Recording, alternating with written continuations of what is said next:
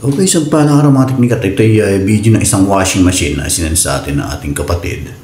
At siya ay nanghihingi ng tulong at ano daw magagawa natin sa kanilang problema sa kanilang washing machine. Kung makikita nyo, yan, tumutulo ng maraming tubig. Okay, so ito yung washing machine na sobrang tumutulo ng tubig simula dun sa drain. So hindi ko na siya ipa-power on once a din siya.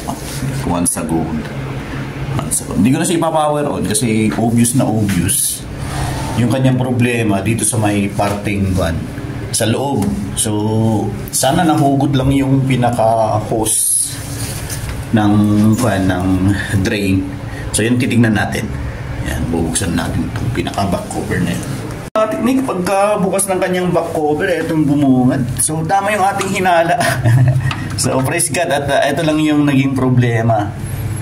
Sana ito lang. Tapos sabi nga nung may-ari, may ingay pa daw.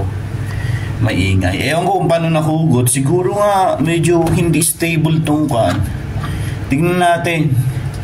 Kasi kung malikot, pwedeng yun ang dahilan. Kaya nahugot. Kasi sabi nila maingay daw. So yun yung pinaka main problem siguro. Eto secondary na lang.